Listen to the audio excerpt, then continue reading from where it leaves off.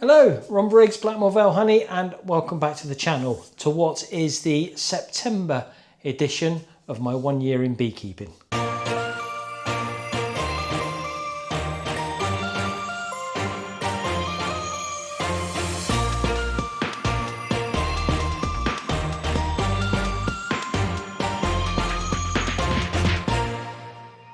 Yeah, so welcome back, and we're starting off September where we finished in August in the honey house. So if you remember, I did all did all that extracting, the last of the extracting, everything else. So I'm just up here now. We've tidied everything up, apart from mopping the floor. We've still got to mop the floor, but we've got some jars of honey sorted, so we're just labelling those up. And there's another load there to label up, and they still need to get some more honey together because we've got a cheese festival this month. So and we're going to need some honey for that. So cheese and honey, what a great mix, eh? So yeah, so that's what we've got to be going on with.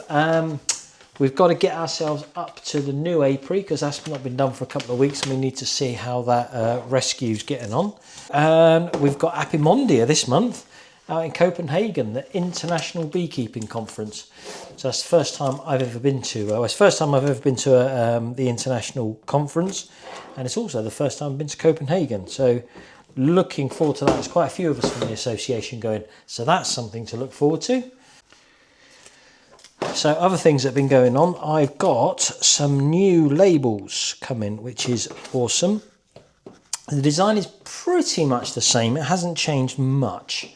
It's just sort of been updated a little bit. You know, things like it's got a QR code on it now, and it's got, you know, the link to the socials and that kind of thing. So that's really cool. And the reason that we've had a revamp at the same time is I'm now offering more honeys in different size jars, and I didn't have the artwork and stuff for it. So a local designer has done some work for me, and at the moment all the artwork is with the printers, and so we should get those back this month, so that's quite exciting, or this week should I say. And the other thing is I've also now got some logos to go on clothing, so that's really cool. Can't wait to see those. So I've got those going on some shirts and things, so I'm really looking forward to that. So yeah, so it's a local lady that did the artwork, and it's a local printers that's going to do the printing for me. And what's really cool about that is that it's a fraction more expensive for the bigger runs, but it's cheaper for the smaller runs. So basically he will do, the cost is per label is pretty much the same, but I can have one label if I want. Whereas when you go to some of these other companies, like I've been using Avery, very good, and you know, you can order thousands of labels and it gets cheaper, considerably cheaper. But this is just down the road. I can phone them up, get them ordered, and go and collect them the next day. So that's really cool. Obviously, when those labels are done, I'll show you them.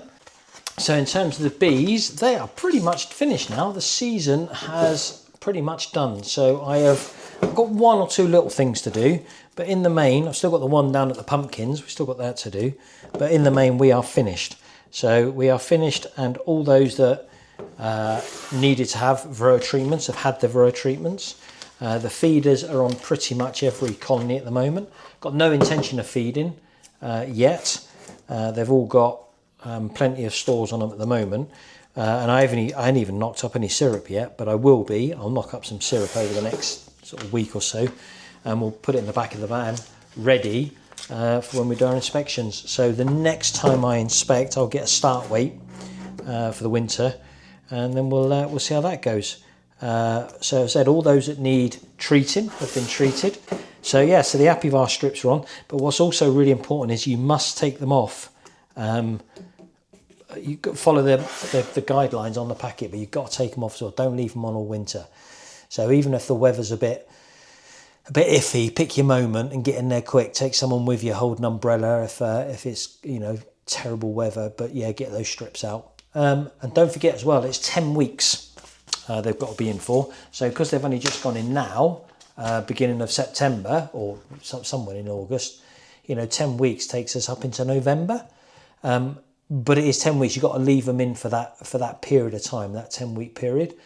It's not like, don't forget, Apivar for the other times of the year is 6 to 8 weeks, but the autumn treatment is 10 weeks. So we've got that to do, and I'll show you that when we come to do it. Right, that's these labelled. I think it's time to go and have a bit of dinner. So 2nd of September, and we're into these sunshine and showers. You know, really heavy showers, and then the sun comes out and you're baking. So the only apiary I hadn't done was the new apiary, and it dried up for a bit, so I thought I'd risk it. So I didn't record any of it because I was in a bit of a rush just to get it all done. But anyway, there's only one real hive that I wanted to get into, which was that one, but we managed to do all of them. So that hive that I really wanted to get into was the one that was the rescue.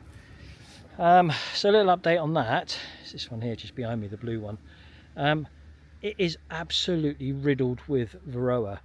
I've never had a colony. I've did a little test on it. I've never had a colony with that much varroa in it before, and you can see the varroa in there on almost every bee.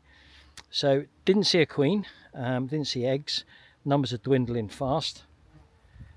What are you going to do? So not so sure about that one. So what we're going to do is, it's got stores in it. You know, there's bees in it. It's got stores in it. We'll give it another week, see if she does manage to get mated. And if she doesn't, we'll have to think about what we're going to do, because we can't merge them like they are at the moment with that much varroa on. That said, there's no brood in there at all, so we could do an oxalic acid treatment and then leave them again, and then maybe merge them with the next one, that one behind me just here. So that's the one that I said got suspect CPBV potentially. Again, a lot of dead bees in there. There is eggs, and there's everything that you'd expect to be in there, and there's food in there, which is, they didn't have food, if you remember, so I think there might be a bit of a flow or something on. Not much, but at least they're feeding themselves. So we'll see how it goes. So looking poorly, this one's looking poorly. If this is not mated by next week, we'll give it an oxalic acid, and then we'll merge it with one next to it. And the wasps are back a bit again now. There's quite a few wasps up here. Must be a new nest from somewhere. And that's that. And as for the other two, the one right in the corner, this way, that one, yeah, no problem at all. Loads of stores, loads of bees. That one did need a varroa treatment, so that's had an autumn treatment. Did that last week or week before, whenever it was. So we just got the feeder ready for when they need feeding, but they don't need feeding at the moment. And likewise with this one. So this one behind me here, yeah, a lovely box of bees. It's over 2, and it's filling up the super. There was nothing in that super, or next to nothing in that super. And now there's, you know, like 4 frames of stores in there, but a couple of the frames in the bottom haven't got stores on. So Owen and I are in what to do. What should we do? So what I've done is I've decided to take the queen excluder out. They can go into the winter on a brood and a half, because looking at the size of them, they're going to come out big anyway. Otherwise, and then they can keep that food in there. They can keep the stores. But yeah, so pleased with that one. So bit of a mixed bag, but at least we got it done in the sunshine. Right, let's go and crack on at home. So it's the 5th of September. Well, it's not, it's 4th September today. And we finally got a chance to pop down and have a look at the at this one on the that was on the pumpkins. Now, I've just been down to the pumpkins. There's plenty of flowers, and they are being visited by the honeys. But for the amount of activity that's going on in the front of this hive, to the amount of activity that's over there by the pumpkins, I don't think what's coming in here is from the pumpkins. But who knows? Who knows? But we've got a smoke on it this time, so we're going to have a proper little look, see what's going on in here.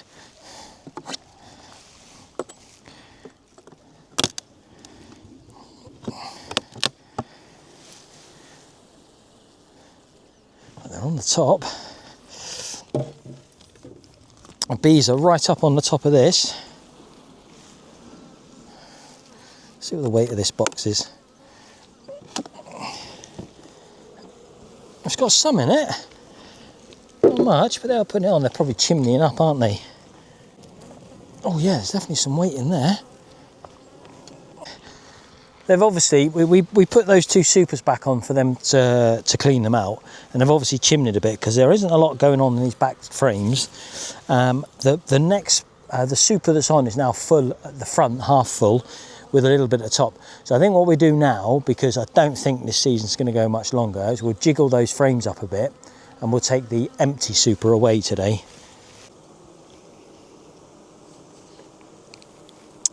So, what I said before, when you pull a frame up and you inspect it, the first thing you do when the daylight comes, always look down on that frame there, and I have just seen the queen. So, before she disappears into the dark, that's quite cool. Again, brooding all stages on that one. So I was getting a photograph then of the pollen. We can take it away and see what the girls are bringing in. Again, another frame of brooding all stages.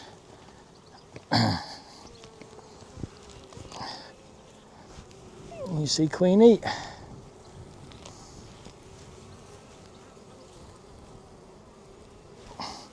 So she's doing all right. She's one of this year's. And I checked the notes actually. This is one of those that we're not going to treat for Varroa in the autumn. They've got hygienic bees. The Varroa count's really, really low.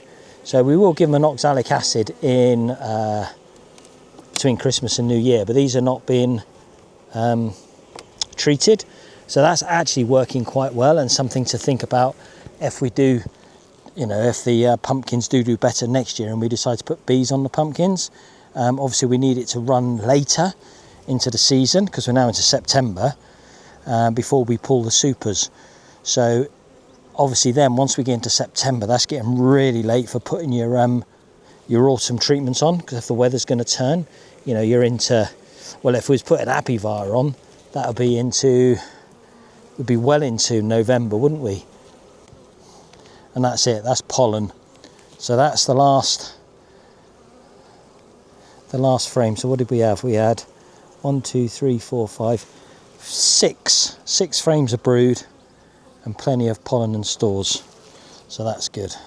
Yeah, so what's happening now is this box has got 11 frames of stores in the top. They're not, it's all very wet still. It's not been capped over yet. It's all very wet. So what we're going to do is, so what I've done is I've taken all the frames that have got stores in from this one, and put in the top. So the top one is all full of stores.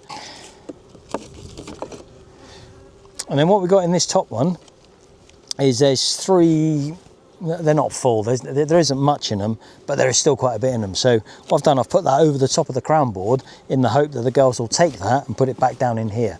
But also in the brood box, there's a good 3 frames on the end which have got nothing in it at all. So there's plenty of space. So whatever they're doing, they're not filling up. Bear in mind, it's been 2 weeks since we've been here. So they're filling up about 1/3 of a box a week, but I'm sure that's about to finish. So if they are filling up 1/3 of a box, there's plenty of space on these frames for them still to fill, because all they're doing is like the middle bit. There's nothing around the outside. So there's plenty of space in there, and there's plenty of space in there for them to fill up. And I'd like them to fill that bottom up for winter stores if we are going to take this super. There's a good number of bees. We could run it if we wanted to on brood and a half, and them going to the winter with this being their stores, but we'll just leave it a little bit longer just to see before we make that final decision. And because we're in no rush to get the Varroa treatments on, we've got a bit of time before we need to make decisions. What I have noticed as well is these little yellow flowers directly out the front of the hive, which are, I think, are part of the daisy family. There's bees right on that one on the front. Talk about literally having it on your doorstep. Yeah, so it's nice. It's nice just to. I had to go into town anyway to do a couple of bits and pieces. So just to come up here and do one hive is quite nice. So yeah. So again, it's every time we come up here, we think, are we going to pull these supers? What are we going to do? And every time, it just they just say, no, give us another week, give us another week. So we got a bit of time, so we'll do that. But the good thing about this part of the out apiary is literally just down there is a cafe. So I think it's time for a bacon roll. Hello, 8th of September. We're up at the new apiary. It's a beautiful day. So It's a bit earlier than I wanted to actually do anything, but the weather forecast the rest of the week's a bit rubbish. So beautiful afternoon. I thought I'd go and spend a bit of time with the bees. So we just got to see how things are going with this new apiary. We'll have a talk about feeding and how to know if we've got to feed our bees or not. And the other thing I want to do, this was the rescue, and it's not looking too good, I don't think. So I've been watching it for a couple of minutes, and it's being battered by the wasps. And if you've noticed that, it seems to have had a resurgence of wasps. They seem to die right off, but I've just noticed there seems to be a few more of late. I don't know if that's just me or as a late nest or something, I don't know. But this one certainly looks like getting battered with the wasps. So we'll have a look in there, see if they have got themselves a mated queen. Either or, I have bought the stuff to do an oxalic acid, because this one is absolutely riddled. I've never seen a count like it. So if you hear people say, oh yeah, but wild bees, they tend to do much better with a varroa, well, this goes against the grain, because we know that this was living wild for about 4 years, and just looking on every single frame, you'll see 2 or 3 varroa on the backs of the bees. And when I did a varroa count, it was off the charts. So I've bought the stuff. We'll do a varroa treatment on them, an oxalic acid, and then we'll start to move them to merge them with that one. But smoker's lit. Let's have a little look, see how we're getting on.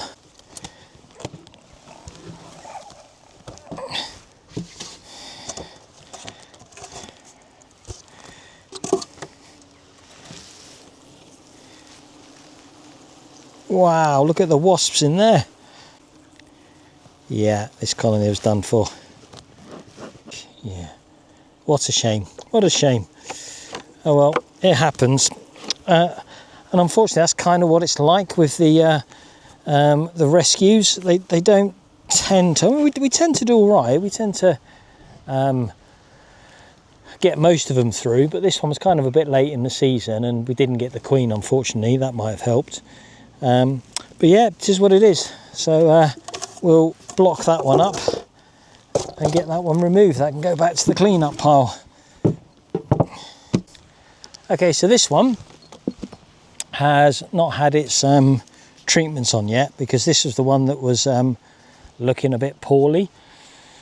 So I'll have a little look in there today. I'm questioning CBPV, but we don't know. So let's have a little look, see how they're getting on.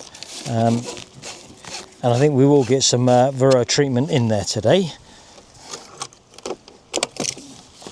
And probably some feed as well, because these were the ones that were starving a little bit, or struggling, should I say, with food.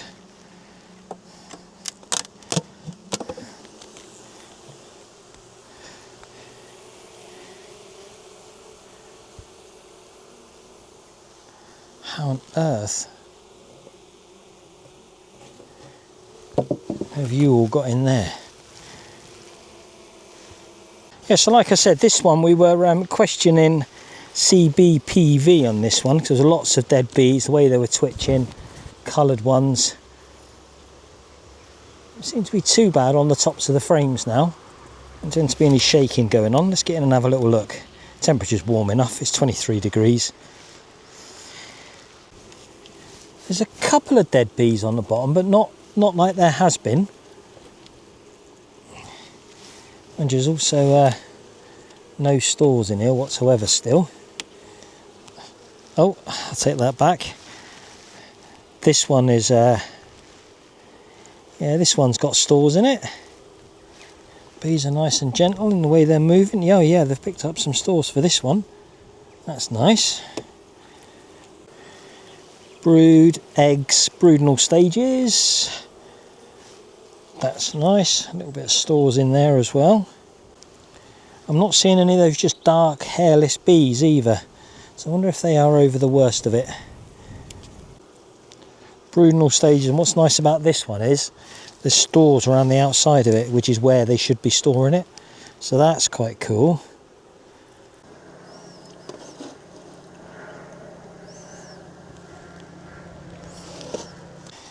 Right, so we didn't see the queen on that one.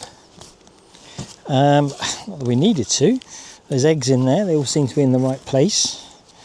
I think we'll just assume it's had its Varroa treatment, assume that it's okay. If we do get another nice day, we might come and have a peek, but other than that we might just leave them alone for winter now. Okay, so let's talk about weighing and feeding. I get so many questions about this every year, and it can end up getting in the complicated box, and it doesn't really need to. So let's have a look at what we know. So we know that a colony needs around about 40 pounds of honey or stores to get it through the winter. Okay, so, and we kind of also know that how much honey is on a frame. So for example, in a super, you're looking at about 35 pounds of honey, and we've heard of this thing called hefting. So we heft the hives, and that's all about lifting them up and getting some idea of how much weight's in there. But initially, when you start out beekeeping, how do you know what you're feeling? How do you know? Because they say, oh, if you can lift it with 3 fingers, that's about right. But there's 3 fingers of the beast and there's 3 fingers of me are 2 completely different things, aren't they? But again, you see, so it's different. So different people are going to perceive weight differently. So how do you know when you're hefting what weight you're hefting unless you kind of know the weight? I said we know that we need 40 pounds of honey to get through the winter, or 40 pounds of stores. So theoretically then, if you was to weigh a box, a beehive with bees but no stores, and then if you was to weigh them once a fortnight, and then once they've got the stores, you could take away if you know what the weight is, you weigh the hive, you take away what the weight is of the bees, the box and everything else, and what you're left with is how much stores you've got. But that's actually too difficult, isn't it? There's so many variables on that. So, I mean, have you got a wooden box? Have you got poly box? Are you on brood and a half or just a straight brood? Are you on Langstroth? Are you on commercials? Are you on deeps? Are you on nationals? It's at that point, that'll give you some idea of what a weight a full box of bees with stores feels like for when it comes to hefting. But to start with, it's also worth weighing, and the reason for weighing it is then that gives you some idea of what you're actually hefting. So I mean, I haven't weighed a box of bees other than the apiaries bees, because when we do the apiaries, it's different person. The association apiary, it's a different people, a different couple of people every couple of weeks, so obviously that's a bit tricky to heft, so we always weigh it. So how do you weigh it? I've seen all sorts of different ways that you can weigh a beehive. The only way you're going to weigh it properly is if you put the whole lot onto a scale. Because what you see, when we heft it and things, we just lift it up from the back or up from the side. Well, again, that could be skewed, because if you've got all your bees at the front, on say 6 frames at the front and all your stores and nothing on the back, when you lift it from the back, it's going to be a lot lighter from the back than it is from the front. Because what they say is you lift up one side, double it, and that gives you your score. So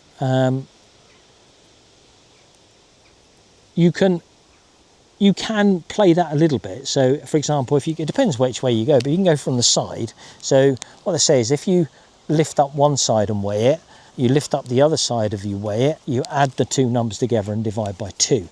That'll give you an approximate weight, and that's all it is. That's all it can be, is an approximate weight. So, and when they talk about the an empty box, you weigh it when you've got your brand new box. Weigh your box and your frames and your foundation, and then at least you'll get some idea of what that actually weighs. But it could be around about 80 pounds.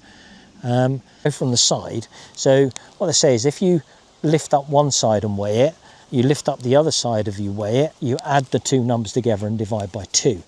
That'll give you an approximate weight, and that's all it is. That's all it can be, is an approximate weight. So, and when they talk about the an empty box, you weigh it when you've got your brand new box. Weigh your box and your frames and your foundation, and then at least you'll get some idea of what that actually weighs. But it could be around about 80 pounds. So we go on that. So that's what I do. So all I do is I literally weigh from the back. And the weights that I get, if I get around about 40 pounds, I'm happy. So 40 pounds at the back, I'm happy. Anything, and to start with, I want to get them up to 40 pounds as well. So I might feed them at this time of year just to get them up to 40 pounds. Because another problem, certainly in our part of the world, that comes along late in the season is the ivy. So the ivy goes in and crystallises. So you could come along every week, heft your hives, go, oh yeah, got a good weight in them, but actually it's full of ivy, and the bees actually can't get the ivy later on in the season. So you need to look for other clues as well. Otherwise you get this thing called isolation starvation, where there's like maybe a couple of frames of ivy, and then the stuff they want is the other side of that, but because it's cold, they can't get round to or they won't break the cluster in order to get round to get to it. So I have a lot of mine, not this one, but those ones over there are on slabs. And then you can see underneath where your cappings are. So when they've gone into it, they've taken the cappings off, and then there's a line of cappings underneath the brood box. That's the way you can tell. So I just, whatever I get from the back is what is what I go with. So if my weight is sort of 35 pounds and above, I'm happy. If it's below, then I might think about feeding. So, and then obviously once I've got that weight, I can feel what that weighs like on hefting, and then I'll know what that feels like. So I've brought my scales up, which is just an ordinary set of luggage scales. And I'll show you what I do. And again, you'll get different people do different things. Some will weigh it with the roof on, some will weigh it without the roof on, and some will weigh it without. If they've got feeders on the top, they might take those off. The way I see it is, I want to be as least intrusive into my bees through the winter as I can be. So I'll just weigh the hive as it is, roof and everything, because if I've weighed it and I've got a number, say it's got 40 pounds, and then I go back in 2 weeks' time and it's 39 pounds, then the actual hive itself has stayed the same. So that difference of a pound is obviously what they've lost in feed. So that gives me some idea of how much the feed's actually going down by how light they're getting. I'll talk about hefting in a minute, but first of all, let's get a weight to see what we're at to start with. So ordinary set of luggage scales will do it. These ones, I can't remember where I got them from Amazon, but what I like about these ones are, you can go kilos or pounds, but you don't have to look at it, because if you're down here, you can't see it. You wait for it to beep, and when it beeps, that's held the number for you to look at. So let's just push you down, lift it. You nearly throw the whole thing in the air. You're down to emergency feeding. So what I would do if I got down to one finger is I would be risking taking the top off and spraying them with some sugar water and then getting some feed. So if you look at that, I've not lifted it that high. I've just literally taken the weight off the back, and it's still being supported on the front. Okay, and that has given me 32.4 pounds. All right, so I know that this colony was what was happening with here. We had, do you remember last week we had some honey in the supers, but we didn't have a lot down the bottom. But because I'm leading these with the brood and a half, they've got all that stores. So we could afford to feed these a little bit, let them fill up a bit before the ivy comes. So 32.5 pounds. Now I've got that weight, I know what 32 pounds feels like. So now we can talk about hefting, hefting the hive. So what you're trying to achieve is how easy is it for you to lift the hive just up at the back. So there's different ways, and it's all about how many fingers you use. So if you start with 3 fingers to start with, and you just lift up the back of the hive with 3 fingers, is it relatively easy to lift up? In this case, yes, it was. So that's okay. If then we can take it either way. So if that was a bit too easy, we'd go down to 2 fingers. We'd try 2 fingers lifting it off the ground. Okay, that's got a lot more difficult to do. Okay, and then we can go for just 1 finger. So 1 finger lifting it. Yeah, and I'm really struggling to lift that now with 1 finger. So if we got down to 1 finger, that's really light, and then we're probably into emergency feeding. So realistically, 3 fingers is great. 2 fingers they're going to need feeding. If you get down to one finger, and when you try and lift it, you nearly throw the whole thing in the air, you're down to emergency feeding. So what I would do if I got down to one finger is I would be risking taking the top off and spraying them with some sugar water and then getting some feed on. But realistically, there's no reason why they should get down to one finger. If you're doing your fortnightly checks and they're getting down to 2 fingers in weight and then you're feeding them, it shouldn't get down to 1. But if it does for whatever reason, then perhaps you're thinking about emergency feeding. And then you go the other way. So you've got 3 fingers, then you've got 4 fingers, which is pretty much the whole hand. Okay, and that's got really easy. And then if you got to 5 fingers, then and you still can't lift it at 5, then you need to make sure you've taken the strap off. And you laugh, I've done that a number of occasions, tried to lift it and thought, oh, they've got a lot of stores, and then realised I haven't taken the strap off. So that's hefting. So 3 fingers about right, 2 fingers you want to be feeding them, 1 finger emergency feed. Right, so this one is okay. I'm just going to actually, whilst we're here, I'll just do a quick check, just to see what we're like for stores actually, see if that was about right. That's the sort of thing we're looking at.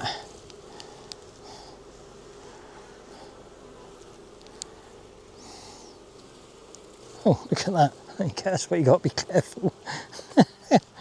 So we're still on brood and a half. I've pulled that frame out, look. And look who's on it. And she was right on the bottom of that. So I definitely need to be careful when I put that back.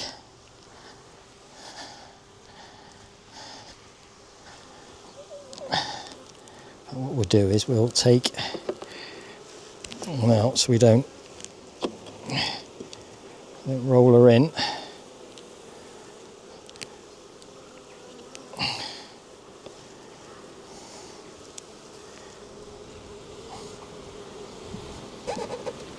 Couldn't make it up, could you? And that's how easy it is to squash a queen. And that's what you really don't want to be doing this time of year. So they can go in there, you've got plenty of space.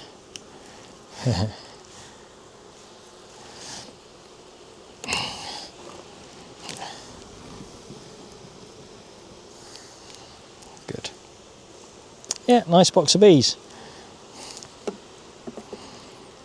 They've got plenty of their own stores. So what we'll do is we'll bring a feeder up next week and we will feed these girls. We'll give them some food, but we don't need to feed them yet. No rush to feed them. Get that on there, look. I'll check, I might have a feeder in the car actually. Yeah, I have got a feeder in the car, but it's a shallow one, and one of the hives up at the out-apiary has got a shallow reek, so I want that for that one. But I have got full-size feeders, we'll bring one up for this next time, that's not a drama. You can go on there.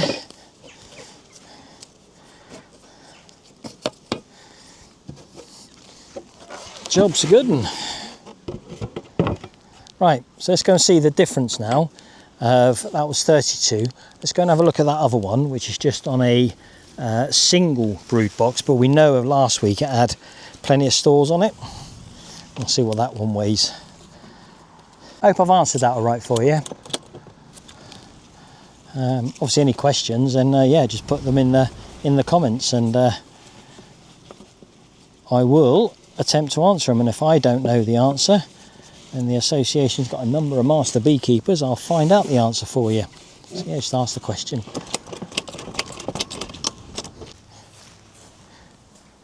Right, so all we do, and this is all I do in the winter when I do my weighing. I don't check for feed or anything, I just literally take the strap off and heft. And I would say this one is slightly heavier than that one, and that one's got the super on it.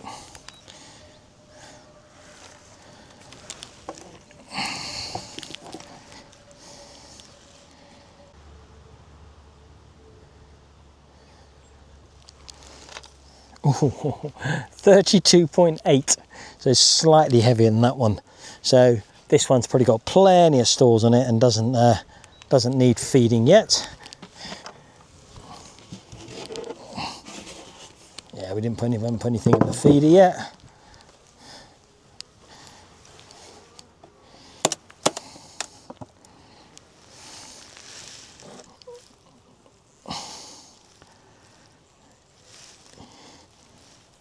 Yeah, nice big old box of bees. They don't need feeding yet. I'm going to give them anything just yet.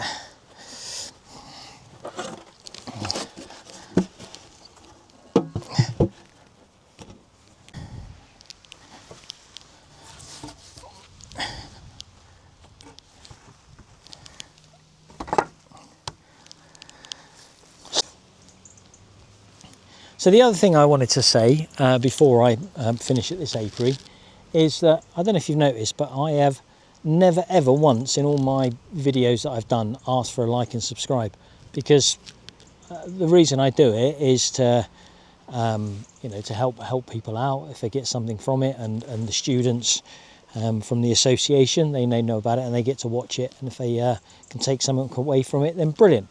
So I've not been really into how many subscribers I've got and how many people like it and so on and so forth.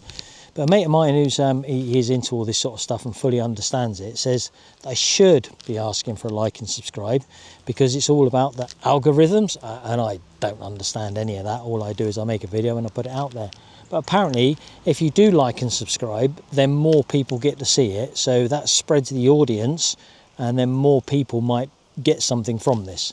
So there we are. I don't know. So if you want to like and subscribe, do. If you don't, then don't bother. But the only thing I will say is, then that made me have a look, and whilst like every video gets about 90% of likes, we always get to see 1 or 2 dislikes. Now, again, I don't mind. If you don't like it, you don't like it. I don't have a problem with that. But if you don't like it because of a reason, if you let me know in the comments, or you let me know privately that, you know, oh, I'm not getting anything from this because of this, then I might be able to do something about it. I might not, but if I can, I will. So there we go. So that's all you'll hear from me about liking and subscribing. So let's go and have a cup of tea. Hello, 12th of September. And we just caught a break in the within the showers. I was down there. Well, I've just we call it the paddock, but I've just mowed the paddock, and I started to mow down there, and the heavens absolutely open. But prior to that, these bees were on a flow. I suspect ivy. I expect they probably were on a flow, and it was ivy, but they were really going for it. So we're just checking them, make sure they're all right. We've got smoker lit, and we just want to make sure they're right for food. Have a little look under there to make sure the queen's not on there. I don't expect her to be on there, but I used to say you never find her on there, and I did once, so you've always got to check. Right, it's looking like a nice little box of bees, actually. Right, girls, do you mind if I have a quick look? Whilst we're here, seems how the weather's good. And then we'll get you some more food on. This is what I'm checking for, mainly stores. So this frame, for example, has got nothing on it. No stores at all. So we could do with giving them some more. I'd like for that to get filled. Yeah, it's got some on it. Got some capped as well, but it's not all over the frame, it's just in the middle. Okay, so we've got brood in all stages on that side, and we've got cap brood on that side, but what's nice is we've got the stores around the outside of it, so that's nice. And the bees are quite gentle as well, so that's good. So that's nice, isn't it? It's got potential to be a nice big box of bees. And there's the queen, she's last year's, that's that carnelian. We like that. Right, so you slip back in there. What do you like for stores on this side? Okay, another box, another frame of brood in all stages with stores around the outside. Blowing up the wind. Does that mean we're going to get another shower? Well, if nothing else, we've got this one done. And that's got some stores in it, but not much. Okay, and I've got two of these packs of, you know, I was telling you about before, the honey that I make up, the excess honey. So they're the last two. So we'll get those used up. One in here and one in the one next door. What I really want to do is, I'm hoping we get sort of some warm weather the back end of September, maybe into October, because what I'd really like to do is transfer one of these nukes into that observation hive so I can watch it through the winter. So we need to get on and do that. Oh yeah, nice box of bees. Right, same script, girls. Let me have a little look. Wow, that's got some nice stores in it. Look how yellow that is. I don't know if you can see that from there. Brood in all stages. Stores around the outside of it is exactly as it should be. That's nice. Let's not mess around. I think see it's darkening up over there. Let's get this done fairly rapid. Brood in all stages. Stores around the outside. A festooning as well. Look. Haven't seen the queen in this one for a while. See if we can, without having the bees out too long, let's see if we can't find her. Stores, good amount of stores as well. You're not going to show me Queenie? Still some drones in this one. They're very late. There she is.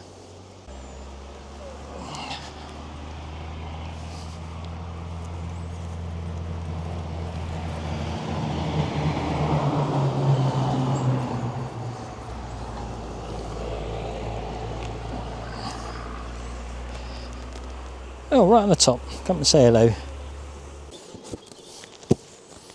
Happy days. What I want to do is I want to bring all the nukes from up the top there, from the out apiary, bring them all back here. So they're all in one place. Because I'm about you, I like to check my nukes weekly, heft them. So if they're at home, it's easy just to come and do it. So it's the 13th of September, and we're at the Sturmiston Newton Cheese Festival, where the association's going to be all weekend. So I'm helping out today.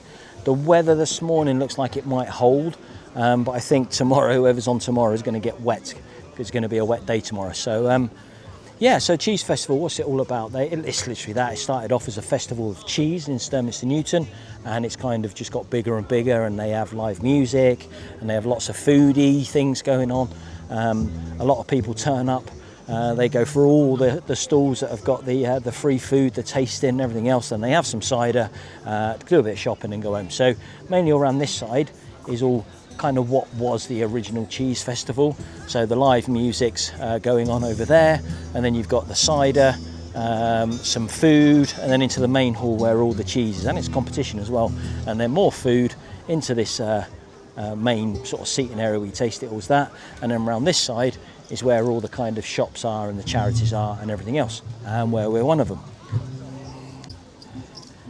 So and there we are, look, our bright yellow honeybees, and we've got some customers, and that's where we sell the association honey, and a lot of our members can sell their stuff as well. So it's really cool. So cheese and honey, what's there not to like? Hello, it's the 19th of September, and we're up in the out apiary for what's probably going to be the last time this year that we actually go inside the colonies, and even then we're not going to be going in much today. So the only reason we'll go in after today will be to remove the varroa strips and to emergency feed if we need to, although I've never had to do that, but you never say never. So that's it. So yeah, so I did come up back end of last week. I didn't have my camera with me, so I didn't do any recording, but all I did was went right the way through these colonies very quickly. So we know now that they're all queen right, they're all strong enough potentially to get through the winter. There's one that's potentially a little bit weak, but I think it'll be all right. So we'll let that one run. But it's a bit strange for me this year. So if you remember, I took the the honey off early, extracted it early, because there was some charlock and stuff going on. So on the back of that, because of the way the weather's been, they haven't really filled up with much more honey. So unusually for me in this apiary is all just a little bit light, not much, but just a bit.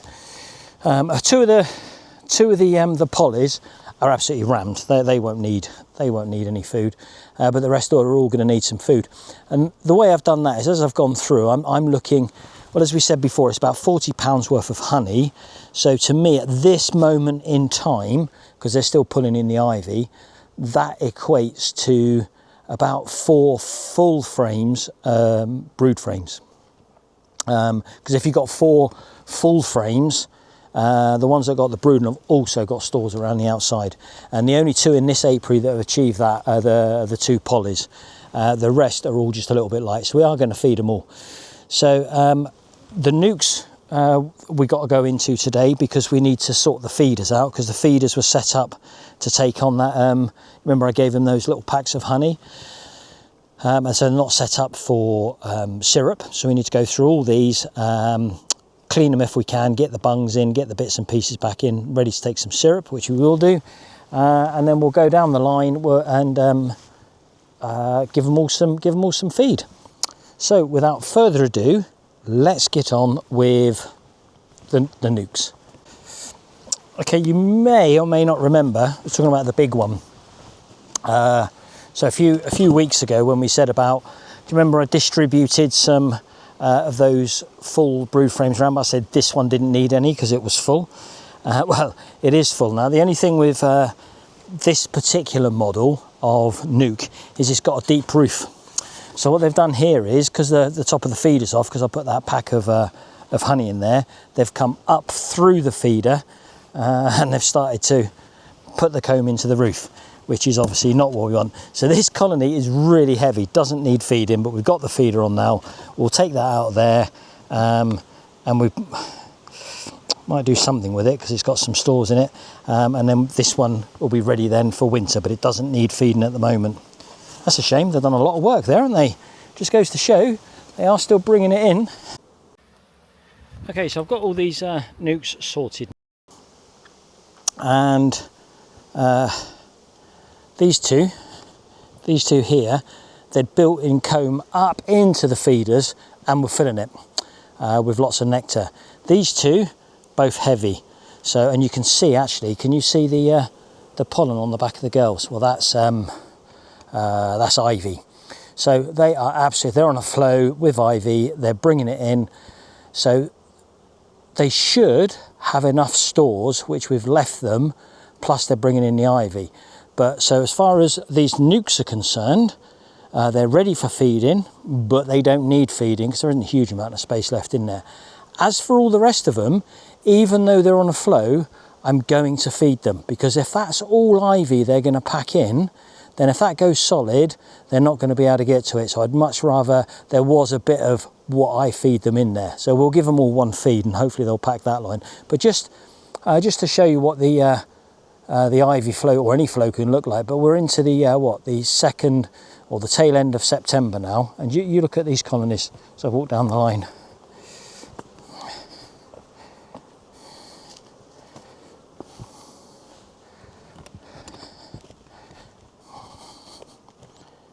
That one was the one that I thought was a little bit weak. Look at this one,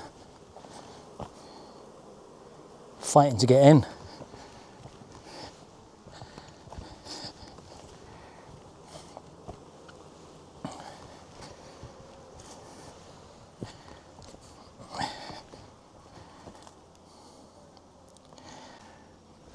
And it's kind of 16 degrees, overcast day. Mind you, the rest of the week looks a bit rubbish, but obviously if the weather's right, they're going to get on it, and the ivy's only just come out. So yes, makes for interesting times when you're feeding. Right, let's crack on.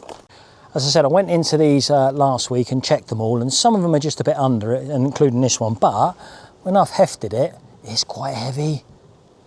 But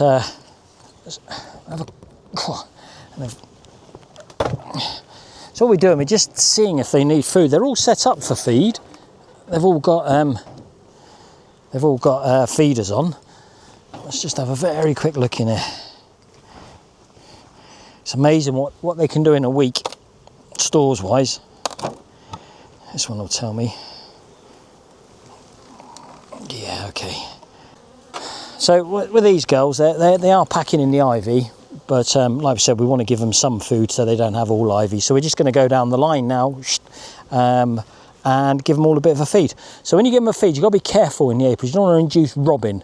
So if you've got an out apron, you're a bit restricted the time you go up. If it's in your back garden, go down at dusk when all the bees are in. That's the time to feed it. Don't take your lids off completely. Just pop them forward, tip your syrup in. Try not to spill it. It's difficult when it's new, when they're full, but try not to spill it.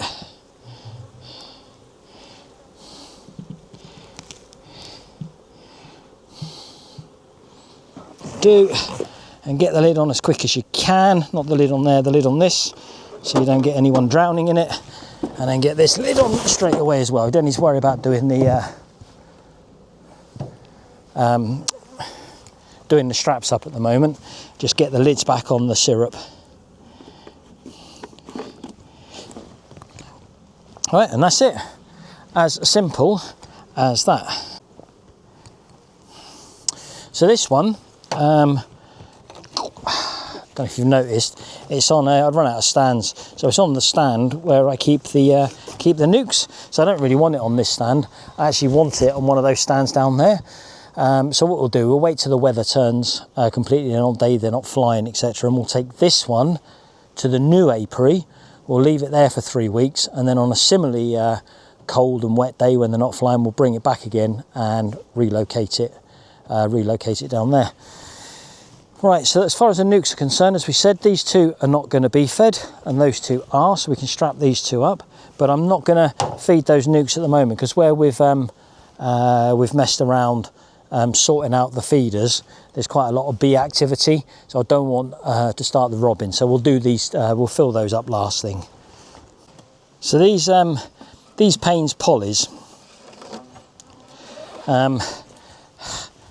they've got quite a lot of faults. I mean, they're poly, which is good. That goes without saying, has its own benefits. But the problem with this, they were made slightly bigger. So although they're nukes and not nukes, so although they're nationals and all the national frames fit, etc., they're just much bigger. So when you do put, if you do put a wooden box on or a different poly box on, they don't quite sit right. But that said, the feeders on these are absolutely brilliant. Because they're that much bigger and the way they've got them designed, you can get loads of feed in. So from the terms of an out apiary, you can give it a really big feed and then not worry about it for a while. So that's the benefit it has got going to it. Right, let's move on and do the rest. So, like I said, I came up, it was only a few days ago actually, well nearly a week ago, and just literally just went through these and checked them all. And the difference, bear in mind, I don't weigh anymore, I just heft. But I kind of, some of the hives, oh yeah, that one's a bit heavy, that one's not. This one has definitely put weight on. It was one of those, I had to check that, taking the strap off, it's that heavy. So that's really cool. We've put the feeder on it, because I forgot to bring the feeder up, but I'm not putting any feed in this one, doesn't need it at all. I was saying about the old Maysmore, huge feeder on it.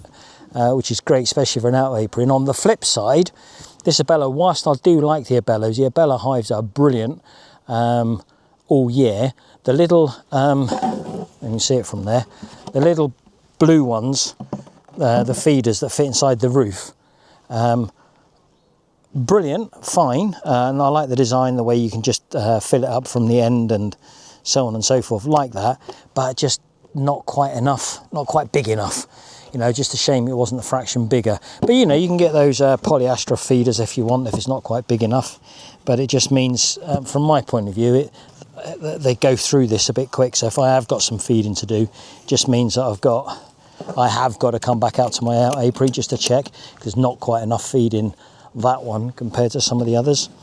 But, we are being very picky now. I'll do.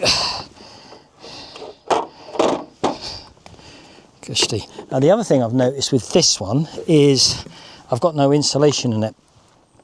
So all my start off with, so I make my own roofs, and if I make my own roofs, in the top there I can put some 1 inch of that Celotex board. I fit it into the roof. I use some double-sided tape so it stays in there, although some of them they do fall out, but it stays in there. But then I've got my air holes for the roof a bit further up, so that I leave that on all year, because when I built Boss Lady's pottery studio, I noticed it was boiling hot, and yet because it had the Celotex and insulation in there, when you stepped inside it was so much cooler.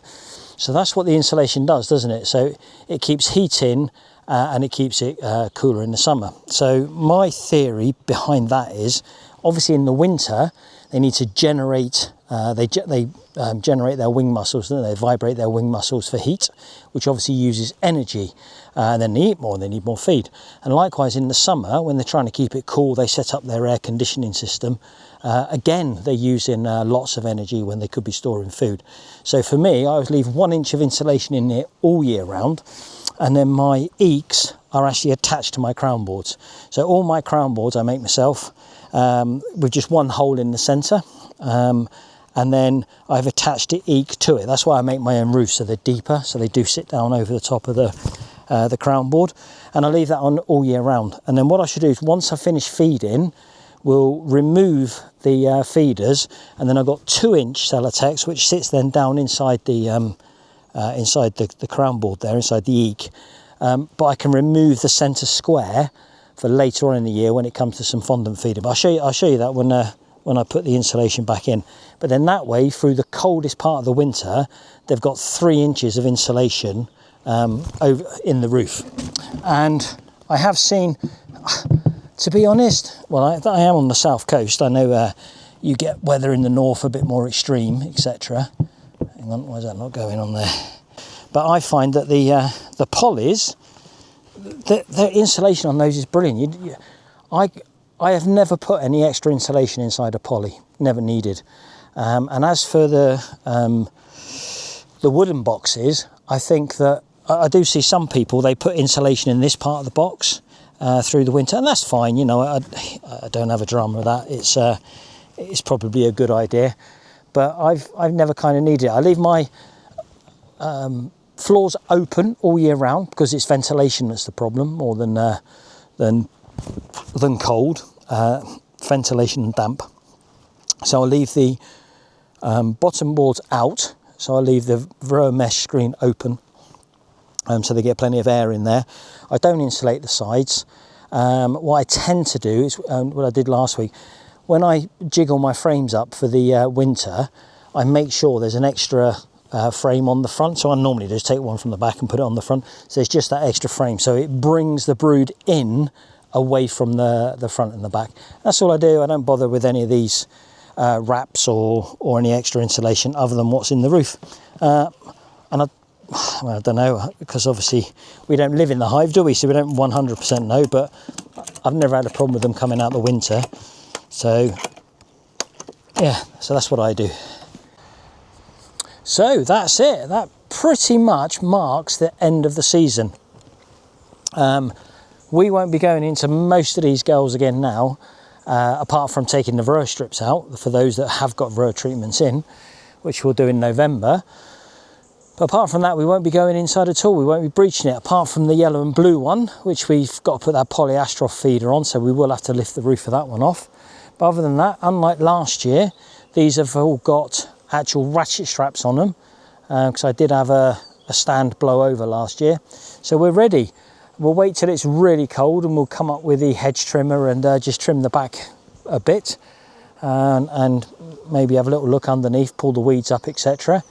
But that's it. That's going to be pretty much it. The pink hive we spoke about, we'll move that so that ends up over where you are, next to the yellow one. And the nukes, I want to take back to the home apiary.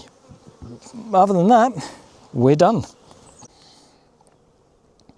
So we're down at that other hive that's down by the pumpkins, Can you see that? Let's, can I zoom that in? Look at that, those guys. Can you see the pollen that's on a lot of them? That is ivy. They're absolutely packing that in, aren't they? If this was springtime, you would be removing that that bar because they're just queuing up to get in there. So there we are. And decision time. Whatever happens today, we need to make a decision with this colony. We've ummed and ahed far too long and extract it, or whether we're going to leave them on brood and a half and leave them with it. So, without further ado, let's have a little look then, shall we?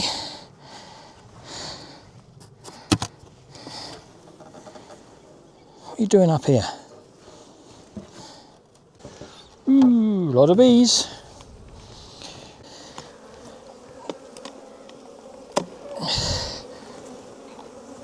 Yeah, a lot of weight in there. A lot of weight in there.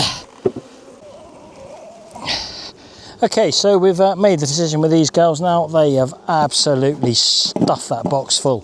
But I'm a little bit worried that some of it might be ivy. I've just put this box back on again because they're still packing it in. The bottom's full. So I'll give them some space, and then whatever they put in here, we'll leave them for the winter on brood and a half. So anyway, it's raining. Let's not leave you out in the rain. So what a difference a week makes, even at the end of the season like this. I've been and checked all the box skin, and they've just put so much weight on, and you've seen what they were doing. They're just packing in that ivy, which is a double-edged sword. It gives them something to eat now, but when it crystallises in the comb, they won't be able to get it later. So made the decision with this colony now. We are going to take a super off it because it is absolutely rammed in there. The box is rammed, the super's rammed, and even though I'd put that other box over the top of the crown board in the hope they'd take that last bit of stores back down again, they haven't. There's 4 frames of stores in the top box. So what I'm going to do, because I'm not quite set up for it yet, is I won't use a clearer board. What I shall do is I shall come back probably next week, maybe the end of this week, and we'll use the blaster and we'll blast the bees out, brush them off, put them in super, take that away. But because there's enough bees in there, we are going to leave them on a brood and a half. So all those stores that they've got in that top box, we're going to leave them with.